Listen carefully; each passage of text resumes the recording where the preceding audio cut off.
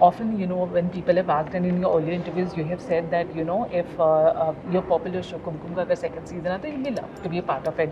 Recently, एक और culture ने come back किया क्योंकि जब उन्होंने come back किया, the first week the TRP was great, but unfortunately the TRP dipped down. And unfortunately, आज हम entertainment industry के उस दौर में कि हम सब कुछ TRP and box office से, judge करते हैं.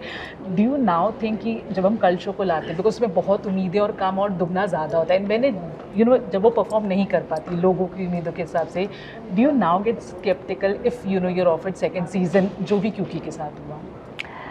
मैं कभी अपने आप को किसी से कंपेयर नहीं करती, ना मैंने ये कंपेयर किया कि ये शो ऐसा वापस आ रहा है तो अब मेरे शो को वापस आना चाहिए।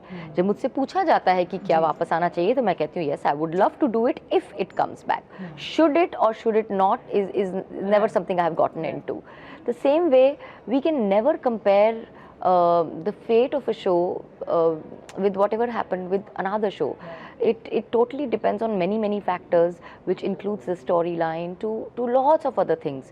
So there's no point of comparing or thinking कि सामने वाले के साथ जो हुआ है वो यहीं होगा। हमारा शो अलग था, वो शो अलग है, और अगर हमारा शो आया तो वो कैसा होगा ये समय ही बताएगा।